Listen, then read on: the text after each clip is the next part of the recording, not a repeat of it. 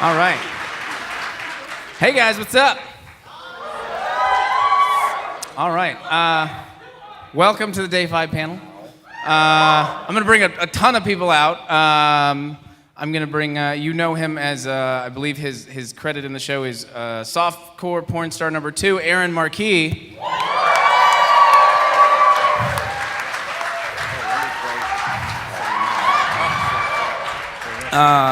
We've got another amateur actor that we unearthed recently for season 1 as well, Matt Hullum.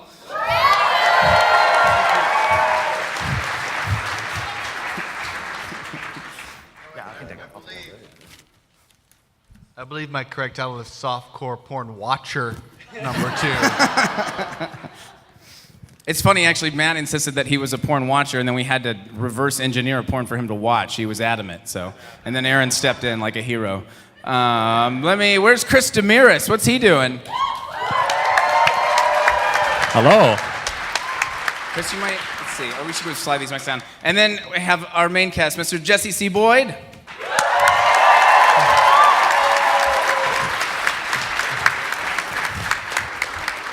Walker Satterwhite, who I know is going to vlog this.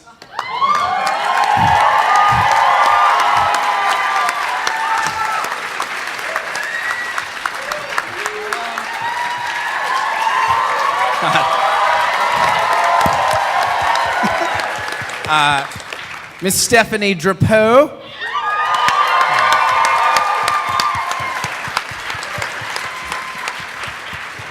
And if you were at our screening last night, then you know our next gentleman is famous for his impression of a raven. It's Mr. Davi J.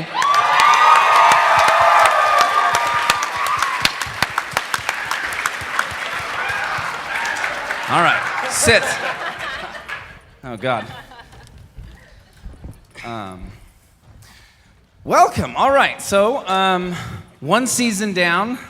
At least one to go. We're going to talk some about season 1 today. We're going to talk a little bit about season 2, what we can. At some point, we're going to show you guys a brand new trailer that no one's seen. And even if you saw the premiere on Thursday, you're going to get some more stuff from the trailer, which is cool.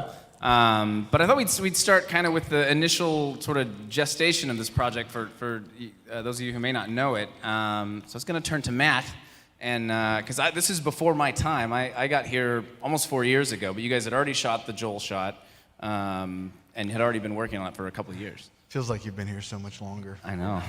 It's because our bond is so strong. Not a compliment. Yeah, Day 5 actually was an idea that Bernie came up with the original concept for. That was basically like an apocalypse where if people fall asleep, they die.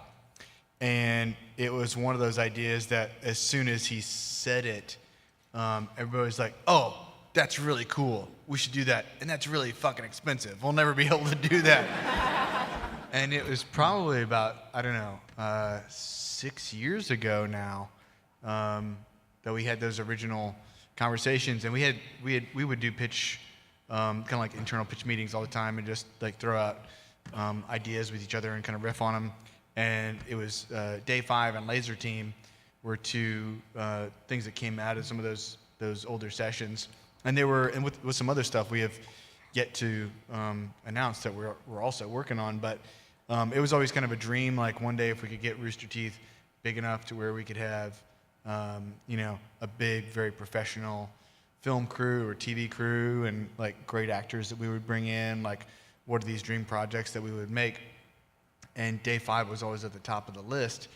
And we actually made before the series that Josh runs, Josh and Chris wrote a short film for Day 5 that we shot, that I directed and Doreen produced, that we made. It was in the summer of 2014, yeah, and had Joel's character and kind of some of like the beginnings of some of the other characters.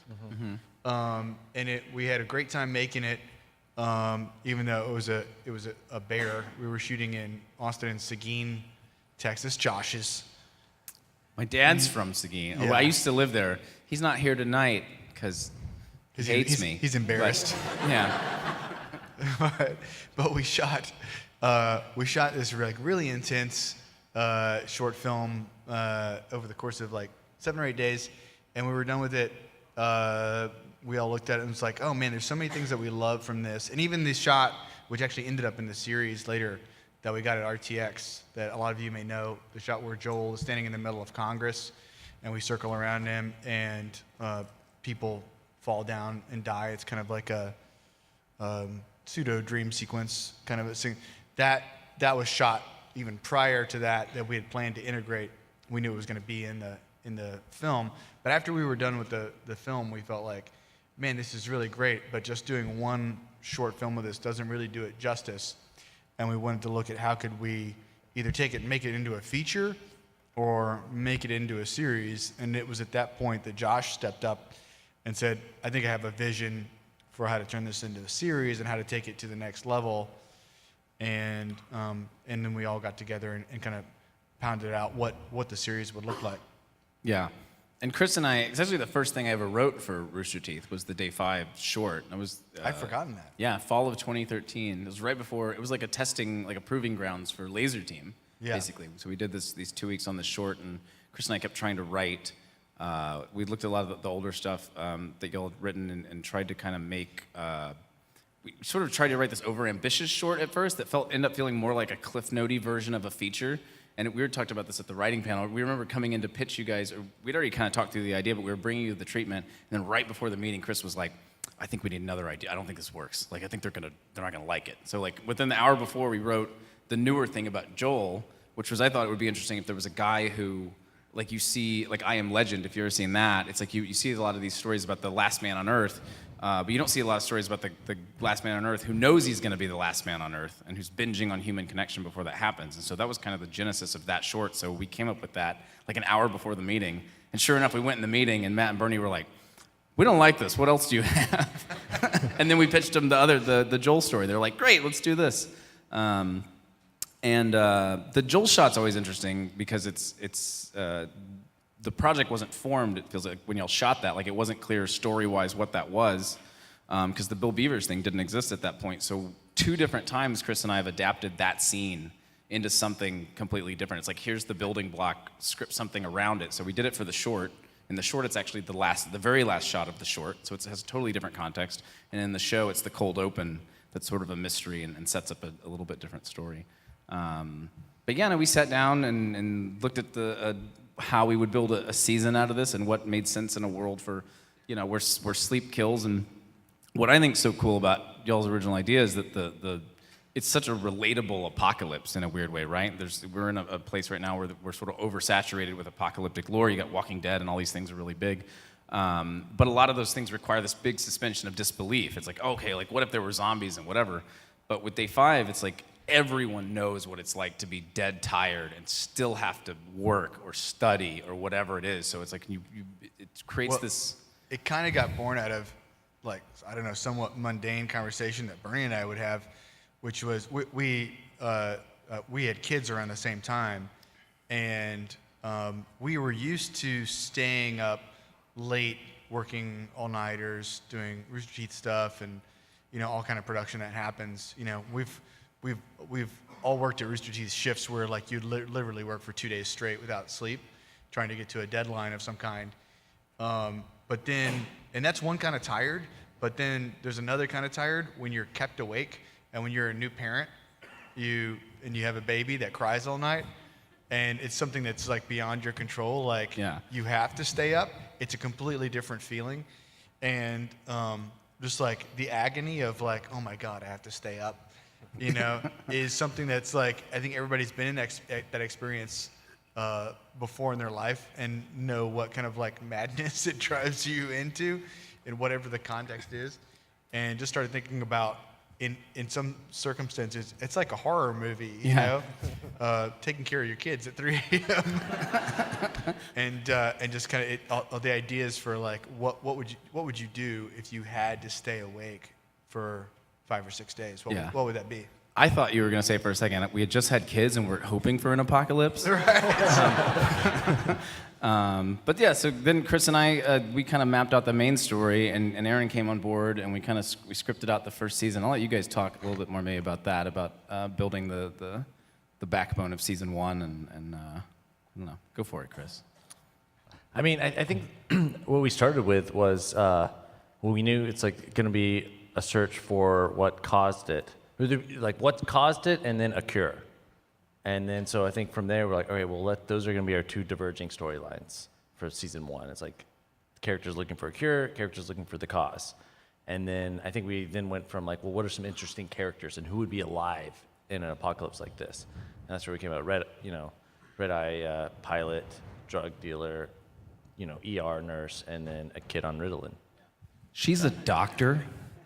Oh, sorry, I think at one point she was a nurse. I'm a radiologist. Earlier. Okay. Episode 3, season 1. There was an alternate role for me, job description. I'll only let Josh tell you if he chooses to. She was a urologist to start. And I show up on the set, and I just started building a relationship with these guys, and I'm like, no. Yeah. Because like Impossible. in a standalone scene, it was funny. Like she's trying to do surgery, and it's like a Dr. McCoy. She's like, I can't do this. I'm a urologist. And in a broader character scheme, probably not the right choice, but at the time seemed funny. Within the Rooster Teeth universe, it makes more sense for it to be urologist. And so, Aaron, in season 1, you mostly wrote on episode 5. Well, you wrote throughout. You wrote on 6 too. And or some things. A lot of stories got moved around. yeah, that's a big thing, and this happened a lot in season 2 actually as well. There was a time, for those of you who've seen season 1. There we go. Okay, good. So there was a time where the pilot of season 1 ended. We actually wrote a 10-episode treatment at one point, and in that 10-episode treatment, episode 1 ended right after they meet Ellis after he hits the car with the plane, and that was the end of the episode. And then we looked at it kind of later and we're like, this isn't enough. Like, you're not getting enough story. So we do a lot of reorganization. But your episode, I remember when we were still writing 5 because we didn't know what it was. You kind of always get stuck with these episodes where we're not really sure what they are until like a little bit later, and then you come up with this. We laugh. We laugh a lot. No. One day. Well, I was gonna say, like, your first impression on set, the first day getting into it. I mean, it doesn't have to be like first episode necessarily, but your first big day on set. What was impressions? The world, getting into the character, regrets, anything. I had one scene. The first day. In season 1? Well, okay. Actually, For instance, think I Stephanie remember. tried to go to the set, but went to the wrong set. Remember on the first day? You went to another set that was filming down the street in Mueller. Oh my God. Oh wow, this is funny. Okay, so I was just flying in from visiting family in Los Angeles, and I knew that day 5 was going to start filming, and in my neighborhood. So Jesse was going to have a scene in the neighborhood I live in Austin.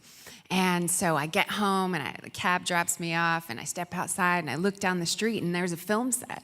Like, oh my God, they're filming right there. I'm gonna go say hello. So I haven't met anybody. I walk on up. I'm like, hi, I play Allie. How you guys doing? And they're looking at me like they don't know what I'm talking about.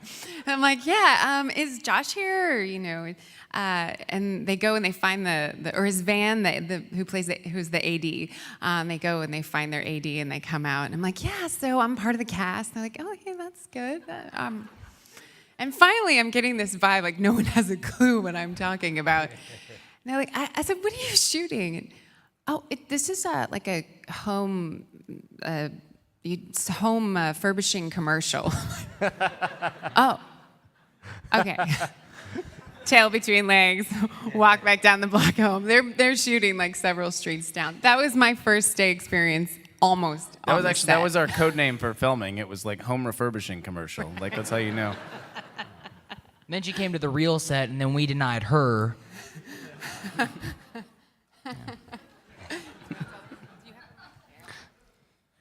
I don't don't know. When I first got on set, everything just seemed to be running really, Yo. really smooth. And shit, I was just really stoked. You know, you have that real feeling of, this is probably gonna be terrible.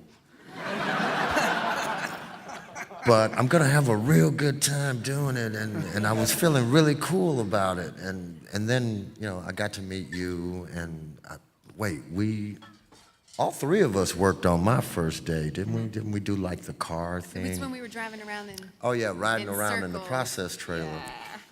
Yeah. Hot. Yo, It's an electric car, so that Someone broke it. The Porsche was a- was an electric car, and so we're like listening to music and, you know, just kind of kicking it in between takes, and then all of a sudden the car doesn't work anymore, and now there's no AC, and now we can't get the windows down or the doors open, and we're like really, really hot, man. It's like Yo, it was hot. It was hot. Not just because I was in there, but it was hot. I just wanted to say shout out to my Wu-Tang homies. Yeah, hot damn, there it dude. is. There it is. We should see if Zach and Cody are available now. Yeah, their schedule might have cleared up. Hey, we have a new Zach and Cody. We have a new series with Zach and Cody on the hotel. Sweet Life on Zach. Now we're doing Sweet Life in an airplane. So yeah, it's going great. Yeah, Zach and Cody. Yeah, Zach and Cody. You should watch it. I'm number in it, one so. Zach and Cody fan up here. I'm guys. both. He's gonna do a panel after. Jesse, I remember. I mean, you had the actual first day of filming with me. It was just you and I. And we filmed, it was a tough day because we filmed everything. If you've seen episode 1, you've seen the pilot. We shot everything from you sitting on the bench, finding I think that was the first scene we shot, or you running around kind of in the trees. We shot everything from when he's wandering in the trees and day 2 comes up and he's kind of looking up and it's this cool anamorphic shot, through finding the homeless people, through running all the way through the house, you searching, Meg's room, your parents' room, the Meg tent scene, and then outside on the street. So actually, Walker, you were there too. Yeah, I was there. Yeah, So we thanks for filmed forgetting about me. all of that was shot in one day, which Yeah, it was was the first insane. day. And it was the very first day. And for those of you who haven't been on a film set, it takes a little while to get in gear and kind of everyone to find the groove of the crew and the cast and everything.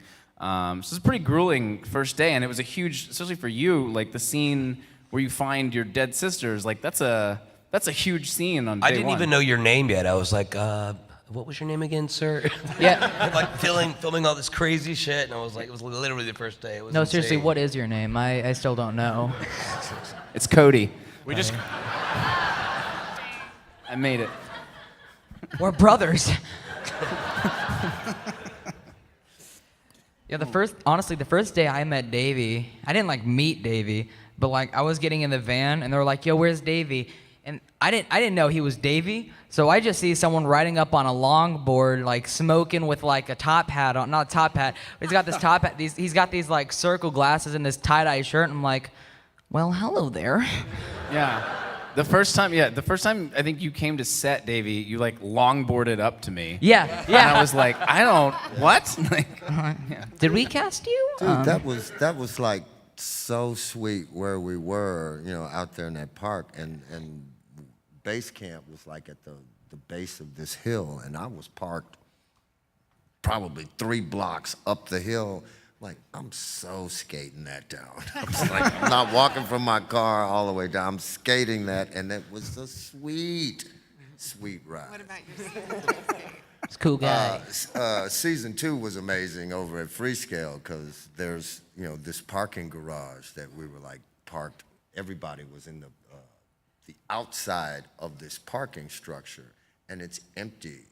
Come on, man. Any skaters in here? You can't just you can't let that go. Now, it wasn't a good idea to do it in the dark.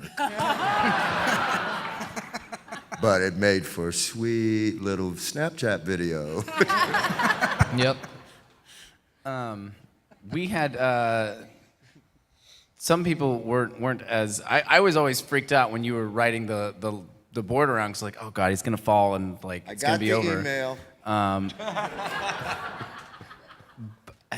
Really, did Ezra send you an email? Yes. I wasn't allowed on his For the longboard. record, I didn't do it anymore. I got permission that day. I wasn't allowed to ride anything like I wasn't allowed to ride the longboard, and someone brought an electric longboard, and I was like, "Yo, can I play?" And they're like, "No, we'll get fired if we let you do it." I'm like, "No, but like we won't say anything." I'm like, "No." I'm like, "Okay," and then I wrote it. I snuck in and I wrote it. And you got them fired. Yeah. Yeah. Okay, whatever. I was gonna say I thought I needed to be worried about Davy, but it turns out the person I should have been worried about was Joel, because Oh my God. Chris was filming episode 4. How do you not know to be worried about Joel? Chris was filming episode 4. He's filming it wasn't even the sniper sequence. It was The scene we were filming was after the After the sniper scene snipers. where they were just sitting and talking in a room. Right, you know that scene where they're inside after the battle and he meets all the new characters in episode 4. So I was at Rooster Teeth at the time. I was prepping for something. It was night. It was a night shoot, so it was Yeah. like 8 or 9 at night. And I suddenly get this call, and it's like, "Hey, don't freak out, but Joel's in the hospital." And they were shooting. I mean, late. You're supposed to shoot till like 1 a.m. or something. And I was like, "Okay." And then I found out why. So the scene began with Joel having just sprinted and running into a building. But not actually But running he wasn't in the scene. I mean, it was literally him just walking into a room, right? But Joel was like, he wanted to like actually be out of breath. So he was like, before each take, he would just run around the parking lot in a circle. Just in a circle, and then he'd be like, "All right, action," and he'd go, so he's actually breathing. And then so we're rolling, and I'm like, "All right, action," and waiting, and then someone's like, "Yeah, we're gonna have to cut." I'm like, "What?" It's like, "Yeah, we're gonna cut. There's blood." And I'm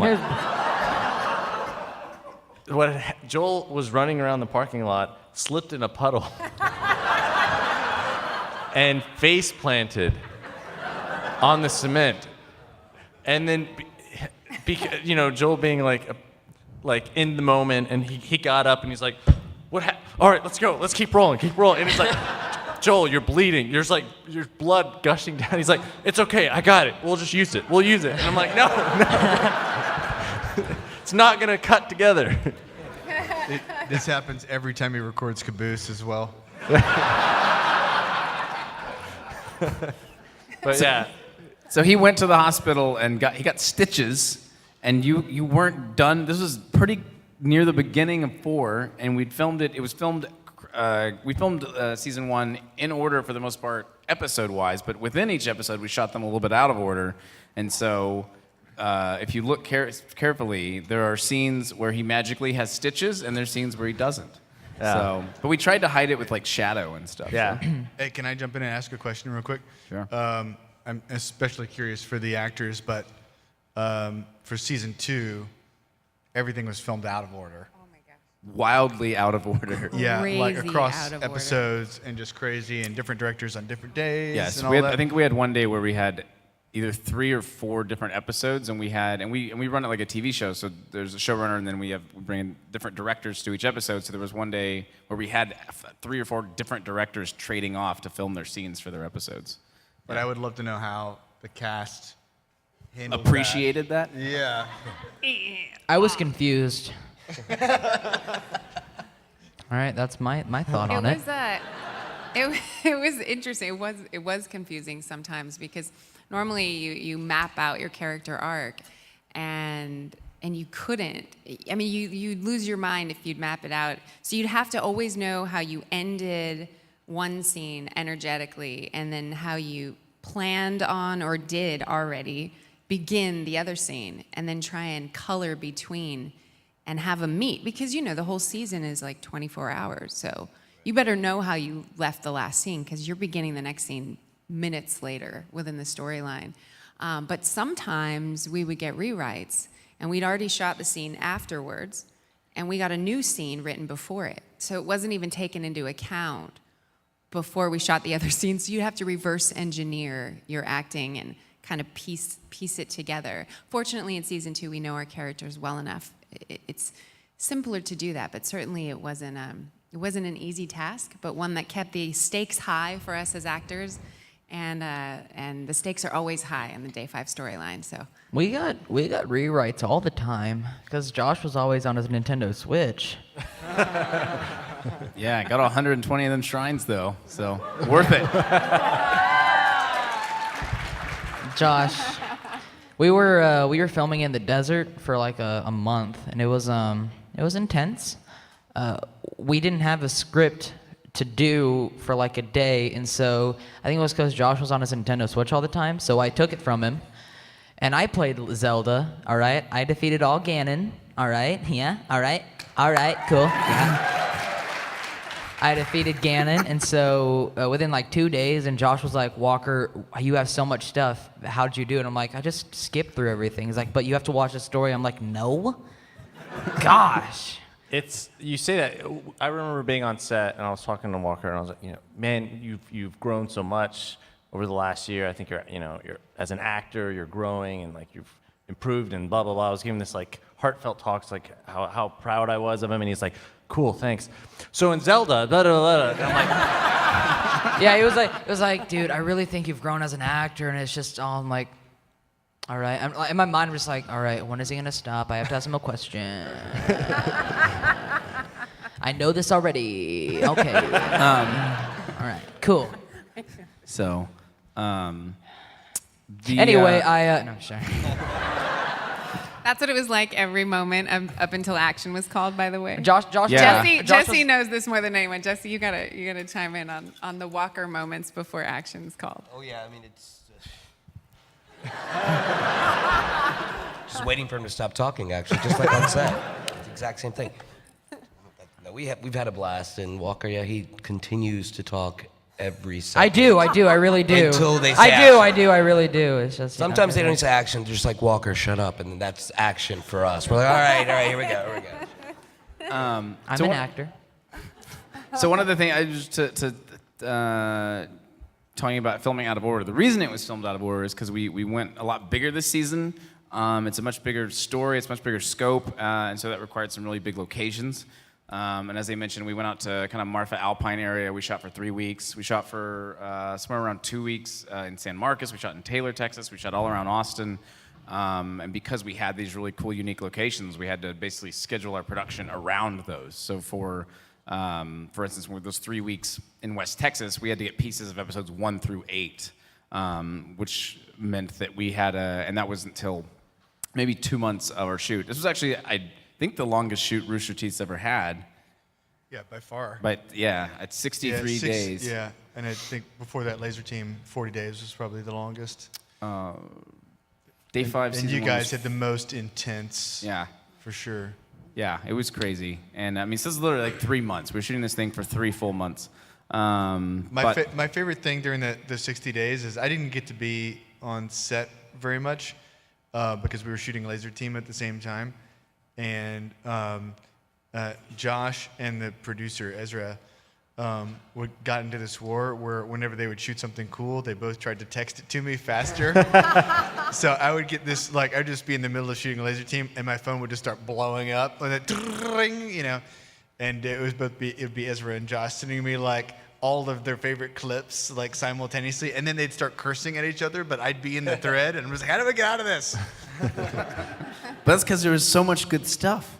There was. Yeah. There is. And speaking of that. Do you want to see a little of it now?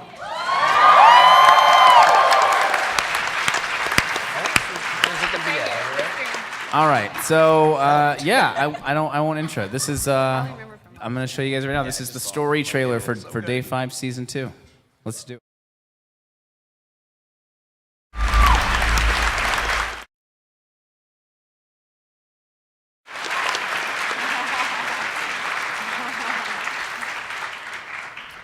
Pretty cool, I think. Also saw we have some awesome guest stars this season. Well, first of all, we have some new. Where's our new cast? Are they hiding out there? I see Electra. There's Electra Avian, who's not. She comes in episode 2. So if you saw it last night, but she's one of our new regulars. Is Adrian hiding out here? I don't think she's gonna be here. Okay, cool. And then that hot Australian Ryan Cooper. You guys might, if y'all saw Rough Night, he's the naked dead body throughout the whole movie. That's why I cast him. I saw that trailer and I was like, I want that. But we also have some awesome guest stars as well. You saw in that trailer Jake Busey, William Sadler, who's from Shawshank, and he plays Death in Bill and Ted's Bogus Journey, and he's awesome. They were awesome. We had some really cool, surprising guests. Aaron always gets the he got Joe Estevez last season. He got Jake Busey this season, so he gets the fun ones. I just always want. We wrote a part. We had this part in mind, and I was like, man, and I kept imagining Jake Busey for it. I was like, why don't we just ask him? And then It literally said in the script, imagine Jake Busey. So, yeah. I write the best action lines. Yeah, he was great, man. Well, I liked him from the Frighteners. I don't know if you guys ever saw the Frighteners, but like that was his intensity. And part of our goal between this and Crunch Time to just cast everyone from Starship Troopers at some point. Cool. I'm gonna go ahead and open it up to questions. Let's do that. We got some time. Unless anyone wants to say anything specific about season 2, Chris or Matt or anyone. Yeah, let's do questions. And we also have some signed posters. We got signed posters. Everyone that asks a question is gonna get a fancy signed poster. We are bribing you. Cool. Let's start over here on the left. Hello. So, in the filming of Day 5, as Texas is as hot as it is, were there any issues with like heat related things? Oh my God. Yes. In Alpine, Texas, we had to put on 100-proof sunscreen like 3 times a day and just cover up. It was very hot. It was crispy. I thought we had, at least on a production, we had more problems with the wind than we had with the sun. Because in West Texas, you saw that camp, a lot of that camp had to be practically rebuilt on a soundstage here because literally day 1 we got out there and there were these intense windstorms that would come through late afternoon. And first day it came through, picked up our tent set and threw it, and that was it. We were like, well, back to Austin. We actually put one of them in the show. Like, I don't want to spoil it, but like, there's one behind. Oh, there's a dust devil. There's a dust devil, Yeah, but it's the just same. like- It yeah. just happened to be in a take. It's behind a character's head, and it's going by as this person's talking, and you're like, what the hell did we capture? Yeah. Nice. I remember that. Cool. Let's, over here. Okay, hi. First of all, I love the show. I love all you guys. And I have so many questions, a million questions, but I'm just going to stick with the one. This is for the actors. Was there ever a time while you were filming the show where you felt truly afraid of what was going on, like, in the show? Because it's a show built on fear, like it's an apocalypse. So I'm just wondering if there were any times when you were scared. If It's we're also a doing our set job, run I think by we're fear. always Yeah. like that, honestly. Like that's, constantly. Like if we're doing our job, that's what we do. We should be feeling that way. We should be feeling all those things. So yeah, I think a lot of the time it feels like that. Yeah. I think the way we shot, and more testimony to the crazy schedule we were shooting, I found myself constantly concerned with, where are we?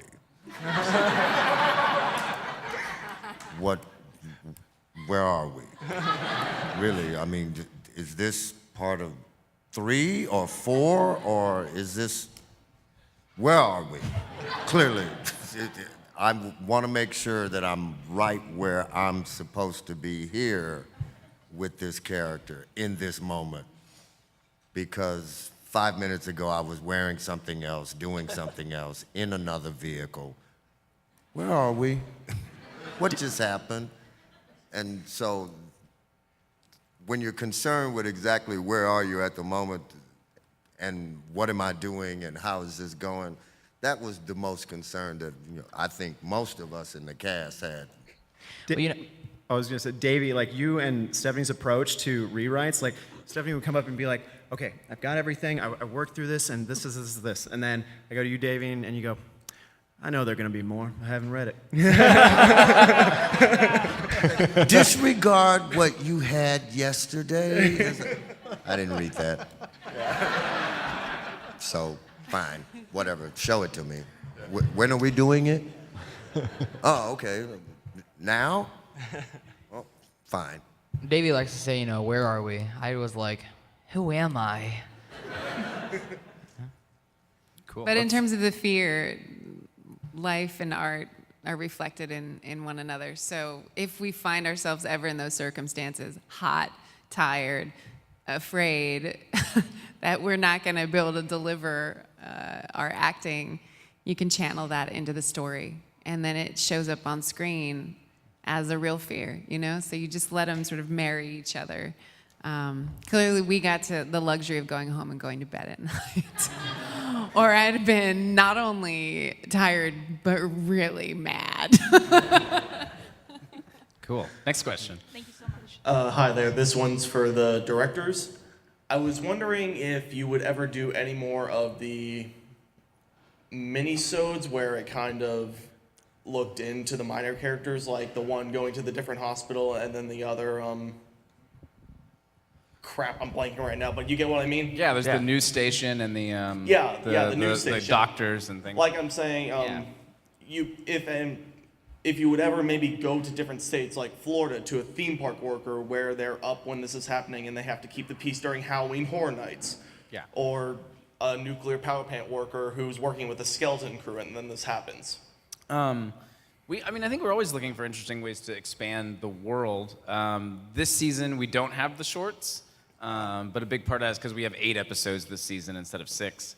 But even within this season, we're always looking for those angles, even within the story, like trying to introduce, like look at new ways people could have stayed awake, new ways people are using to stay awake, and just trying to introduce, a bunch of different characters, because it's an interesting world, as I think Chris was saying, like the people who are awake in those moments is a really eclectic mix, and that's something we tried really hard with season 2, was to really broaden that out, because a lot of apocalyptic shows are very ground level view, and this one is as well, but we kind of spaced out where you get more of a world view in season 2 because you have international characters. For instance, this new character Aiden, if you guys saw the premiere on Thursday, he's from Australia, and he was in Sydney when it happened. And so, 3 a.m. here was like 5 p.m. there. So everyone was awake. So it was this huge fight for commodities and things like that.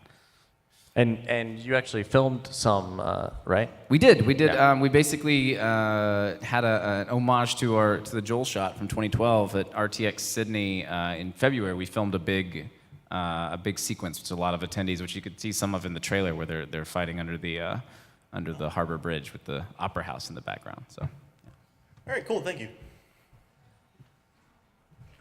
So for season 1, the episodes would always come out at around 10 or 11 p.m. where I live, which is usually when I go to bed, which was kind of great because I'd be watching the show and it's adding to the dread. I'm already tired.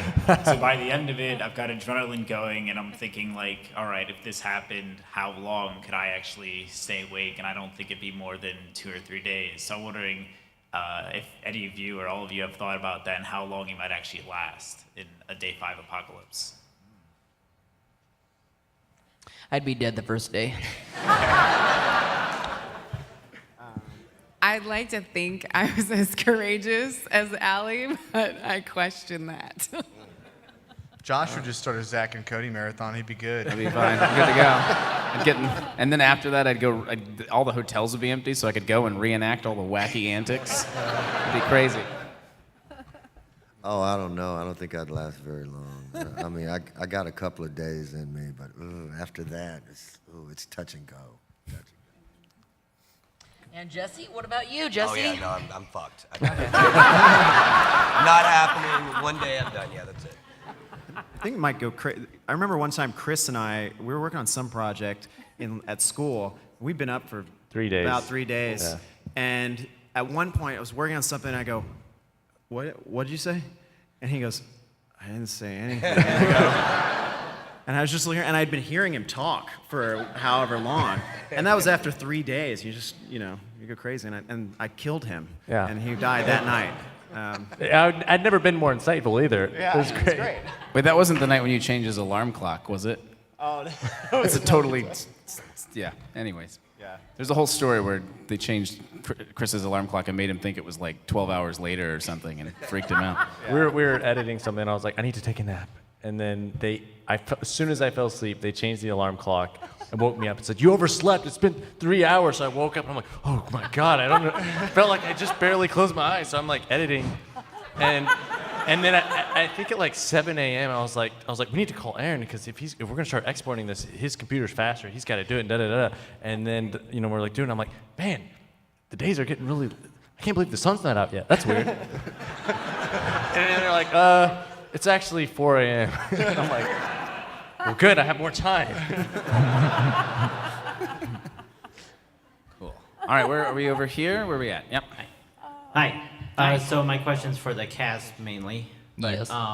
So you all worked on other like productions before. I'm guessing they're not just like internet only stuff. So from what I've heard from other actors that worked in what you call professional productions with RT. Security is right there. You're not getting a poster. Show this man the metal detectors, please.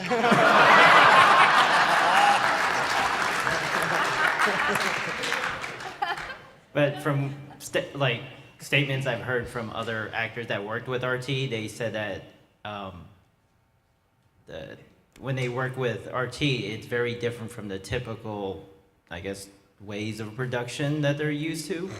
Have you experienced like a completely different method of working with them compared to other production companies? I would say no. Actually, I think it ran like a very professional set. I went in there. It was like any other TV show, movie I've done. It felt great. Yeah, it was really professional. Yeah. In my experience, in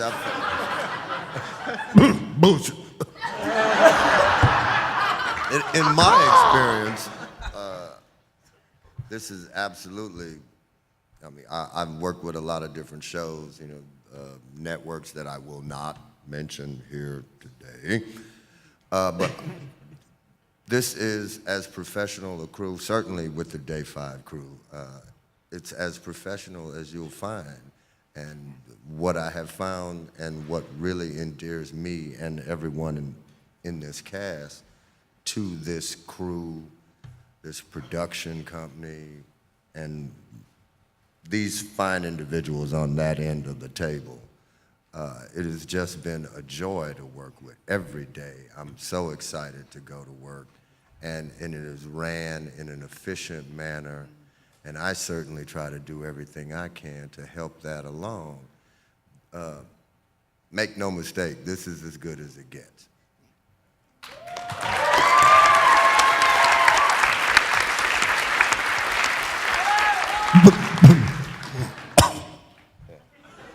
No, really. Cool. On this side.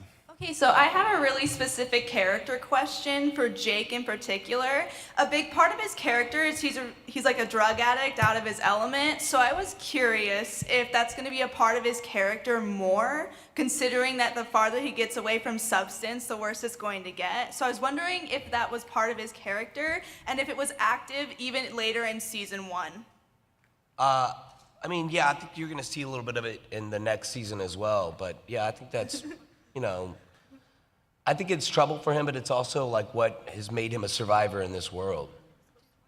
It's like Don't you're not take even after listening. Jake. It's kind of weird. Like, ask me a question, I'm like, hey, all right. That Like, and there's thank nothing you. else we can do about it. That's just who he is. Over here. Hey, I was just wondering, considering that you worked so long in each other's company, is there anything that you learned either about each other or about yourselves or heck about the professional life, in acting, that changed any preconceptions that you had, anything new that you discovered? Is this directed to us, the cast, or? Well, to anybody really, because it's not just the acting, but everybody who worked on the set. I mean, I learned how much of a family you can grow into, like in your professional life. We've worked with each other for 2 years now, and I have amazing, deep connections and friendships that'll be here for the rest of my life. And I can say that about both the cast and the higher ups, the creators. It's a special experience because suddenly you have a storyline that you're creating off the page through the camera. And they're building connections and they're becoming close. And when we're doing that in real life, it parallels. So that's what I've grown the most from. And Stephanie are getting married. Stephanie and I. There it is. There it is. Okay. Oh, Walker's practicing. It's very Let me good walk. job, Walker. I learned Josh is a total weirdo. Walker keeps on set season 2. He would not stop. Like right before takes, he would just make these kissy faces at Stephanie the whole time. He kept trying to kiss her on set. I'm a ladies' man, so Yeah. you know. He'd be like, Yeah, right before take, he'd just be leaning. I thought she was leaning in. And he would propose. He kept proposing. Yeah, I was proposing. It's a real problem. Let's see, where are we at? Are we over here next? I think, yeah. So my question was more about how most of your content on Rooster Teeth is very much like comedic. I was wondering how, like, if you were really excited to do something that was more serious and had like a darker undertone. Well, I think we knew it was a big risk to try drama when we'd done comedy for so long. And that was why we wanted Josh to do it in case we needed a fall guy. You know, we both thought this would go really badly, and Josh would be the guy to pin it on. So it didn't work out exactly as we expected, but no, I mean, that was, definitely, it felt like a big leap, not just because of it being more serious in tone, but also, you know, the length of the series and the format and the challenges in terms of locations and set and just the level of, you know, acting required and all those things. My wife's laughing at me. I wonder what she's thinking. And but it was, but I've been like, I feel like I have the most distance on the project of anybody maybe at the table because I wasn't on set every day and I got to kind of see things as they unfolded and, you know, and talk and work with these guys about how, you know, the seasons would develop. And then as they came in, like, just enjoyed the process of shaping them. And I really have to say, like, season 2, I think is like one of the best things we've ever done, maybe the best thing we've ever done. And it's really great. The performances are astounding, and I think Josh and these guys take it to a whole new level in terms of executing the story than you've ever seen anything from Rooster Teeth before. So I want to give spoilers because there's so many great things that happen in season 2. But stick around; it's going to be an amazing ride. Yeah, I can't wait for you guys to see it. It's and I think something that like just kind of a broad strokes thing. Like season 1 to us was sort of the introduction to the world and these characters. So it's, you know, it spends a little bit more time like learning, you know, all these kind of different facets and all these you know, these ways people are staying awake and a couple of communities that have stayed alive. And the plot doesn't really kick in season 1 until about episode 4, right? You get some kind of broad mysteries. Season 2 is for those of you who saw the premiere Thursday. You want to see the premiere? Okay. So those of you who've seen it, you know that like season 2 is very different. Season 2 is episode 1. You know what the season's going to be about, like right off the bat. That I think that really pays off in huge ways by the end, by episode 7 and 8. I think it's a really, I think you guys are going to be hopefully impressed and maybe a little surprised too at how it all ties up.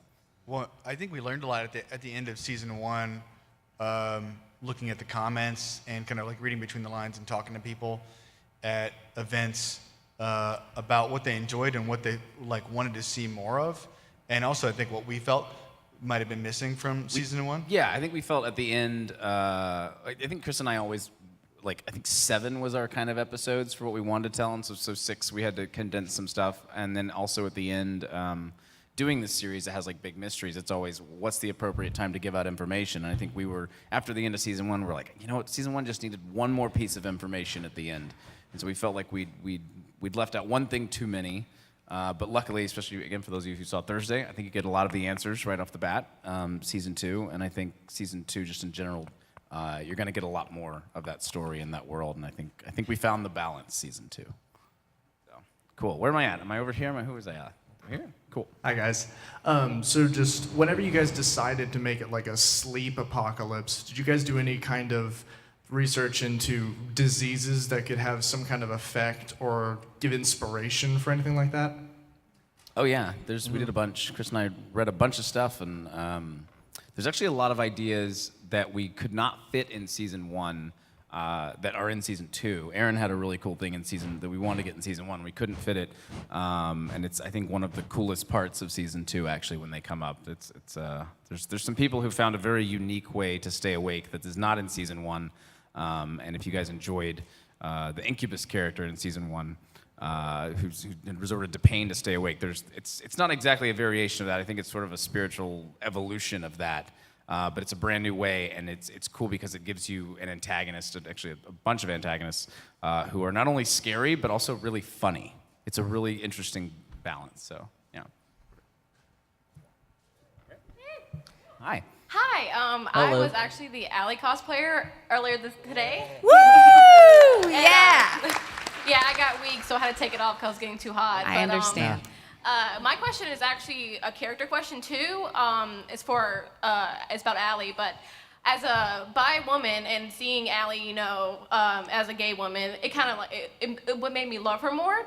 So, are we seeing any more about her sexuality in season 2, or are we going to see likes again, or I don't know if that's too spoilery. I don't know how much can I say? Nothing. I can't say anything because he threatens to fire me every day, and I'm trying. I didn't know if it was too spoilery or not. There might be something for you.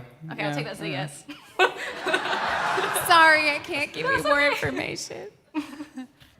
Great Allie cosplay. She's so sweet. Any Sam cosplayers out there? Crickets. Cool. Over here. Love you too, wherever you are. Hi. So what instantly hooked me onto the show than any other apocalypse dystopian show is the fact that we actually can experience what the characters are feeling like trying to stay awake. But was there any other kind of basic things we take for granted that you guys thought would have worked just as well for the show? So in terms of... Sorry, I think I quite understand the question. So pretty much, was there any other things to replace not sleeping that you thought would have worked for the show? As like a base device for the show, basically? Yeah. I think it's, I don't know, been sleep the whole time. Yeah. Well, I mean, that's the thing about apocalyptic series. It's like, our movies, there's almost always like, there's one thing that's taken away that shatters society, right? Whether it's like water or gas or democracy. We're living through that one right now. But we thought it would be interesting to have that thing not be a natural resource or sacred ideal, but something that was like very personal to each person. And that's kind of why we thought the sleep thing was interesting and a way into the apocalypse that nobody had ever seen before. Yeah. I did have a concept once about a world where there weren't kid actors who talk all the time on set. And it turned out it wasn't an apocalypse, it was a utopia, so it didn't That play. was Josh. So- Josh was the kid actor talking on set all the time. I don't think that exists. Not on this set. Let's see, where are we? I mean, over here? Yeah. Josh was the child. My question is for the directors. You may have briefly brushed over this, but is there anything in season 1 that you learned from and reevaluated in season 2 and just change, you thought that could have been better or whatever, and you just changed in season 2?